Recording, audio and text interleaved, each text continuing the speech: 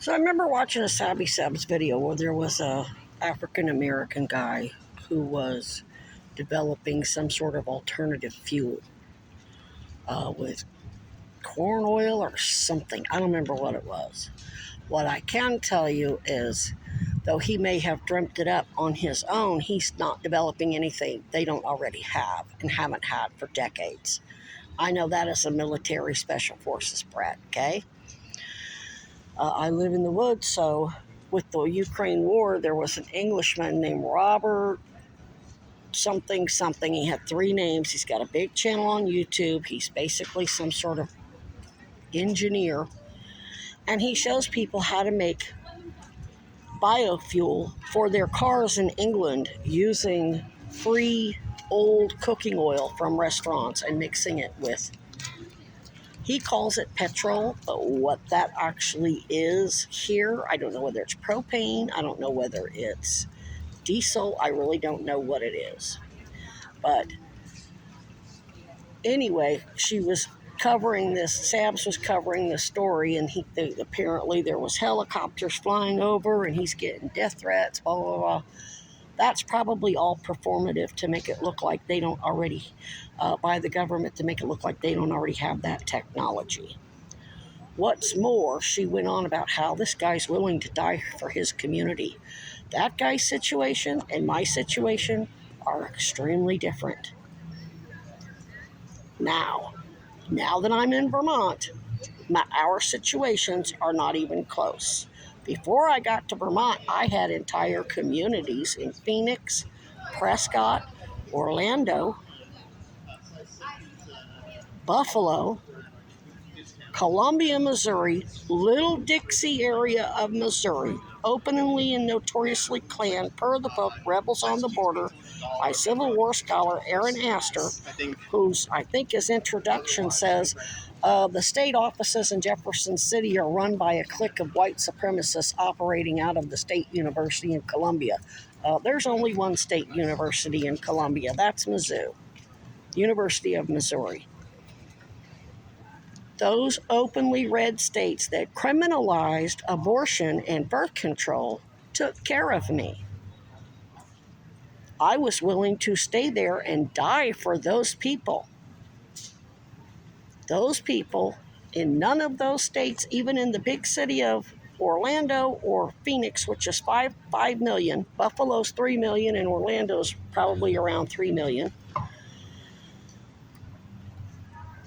The Weinbergers and Goldwaters and police didn't have an army of fucking civilians and the entire fucking community doing their fucking wet work to harass me, kill me, lynch me, and kill and harass anybody who helped me even remotely.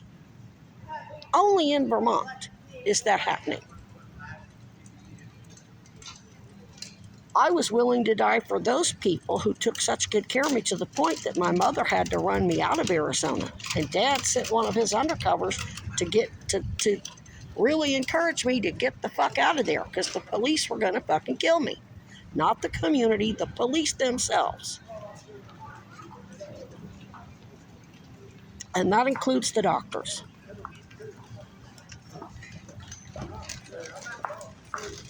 Did they have a couple of civilian snitches? Yeah.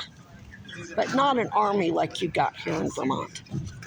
Most of the violence and terror happened only with police officers or social workers, nurses, and doctors and hospital admin in the fucking hospitals or their security. I wasn't terrorized out on the street. Damn sure wasn't terrorized by 6 or 8 civilian fucking members of the community helping the police up and down a fucking major marketplace, tourist spot. That's at any given time when I'm down here.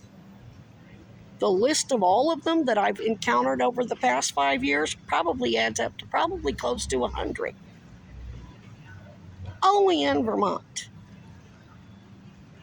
This community, no, ain't worth dying for. I don't give a fuck if they went to the ballot box and elected Bernie and Becca and Mulvaney Stanek and Sarah George. That's like the Klan going to church and calling themselves Christian.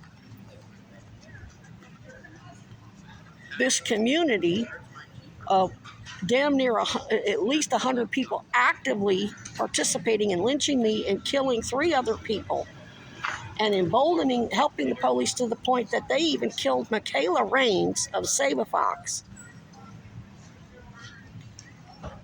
They're chicken shit. So they had the police hire a snitch from out of town to come set Bernie Sanders' office on fire. That's Bernie's constituents. That's Becca's constituents. I know they sent some undercover. Well, most of the troublemakers aren't from Vermont, are they? I would say the biggest majority of them are absolutely from Vermont. There may be a few here and there, but your entire fucking community's guilty. These police are doing exactly what the community wants. You know how many businesses? I mean, the fucking Church Street businesses raising hell about the homeless down here says it all. Whiskey Row wasn't complaining about the homeless. Those businesses down there, they fucking took care of us. We ate like kings. We ate good at those steakhouses and whatever else they have down there. Kung Fu, Panda Express. Of course, that was not really on Whiskey Row. That was down the hill, but whatever. There ain't a motherfucker in this community going to be sad when I die. They're going to jack off on it. And I'm not going to die here for these motherfuckers. I'm going to have a real hard time leaving my raccoons. And I may have to make arrangements to come back and get them. But the only way I'm going to stay here is if Kuzi and Mulvaney, Stanek, and Sarah George start doing their motherfucking job and getting me the victim services that I fucking need. I'm more than happy to help Bernie Sanders convert this piece of shit fucking state into something decent. But I can't run a fucking genius level federal investigation that you demand with nothing.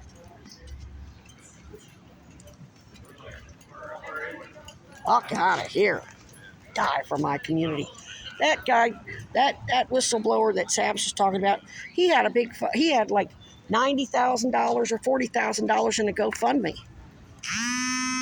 His fucking community made sure he got recognition.